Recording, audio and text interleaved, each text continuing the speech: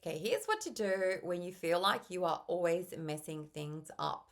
And so let's just say that you do something and it doesn't go the way you planned. Maybe you made a mistake or something fell apart, and you almost immediately tell yourself, "My gosh, of course I always mess things up. No surprise there."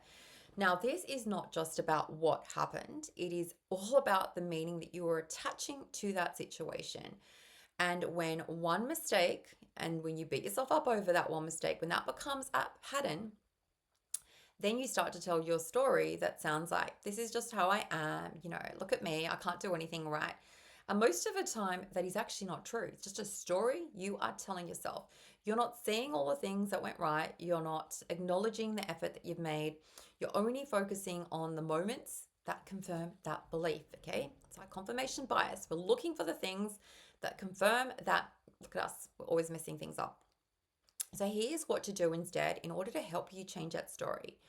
I want you to, first things first, separate that moment from who you are as, a person. Something didn't go well. Okay, that's fine. It's a fact. But "I always mess things up" is a story you are telling yourself, because those two, that situation that happened, you could tell yourself a completely different story.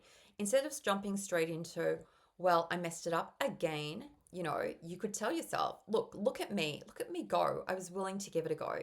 I was willing to try. Oh gosh, I learned from that experience. You can always ask yourself, what actually happened here?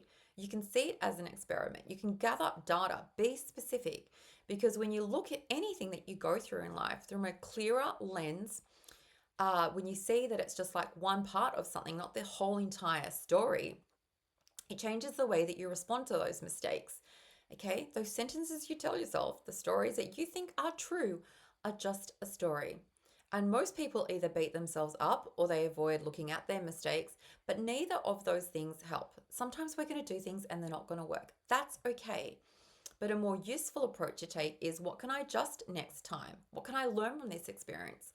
Okay, you're not trying to beat yourself up over those moments. You're not trying to prove that you did something wrong. You are here to learn, because mistakes are a part of doing anything that matters. We all make them. And if you use them well to your advantage, they can actually move you forward. And so when you do this work, okay, look at it as a potential learning experience. Look at extracting the golden nugget from that pile of crap potentially. When you do that, that is going to help you not stay stuck anymore and actually move forward. Because now, instead of seeing every setback as proof that you can't do things, you're starting to see them differently as data. You're going to make adjustments. You're going to keep on going. And over time, it's going to stop reinforcing this old story that you can't do anything right, or that you always mess things up, when it simply isn't true.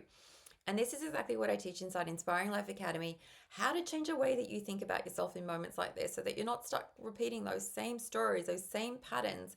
And the goal in life is not to, never make another mistake. You're going to make plenty of them, but it's to stop letting them define who you are. You can find the link for Inspiring Life Academy over in my bio.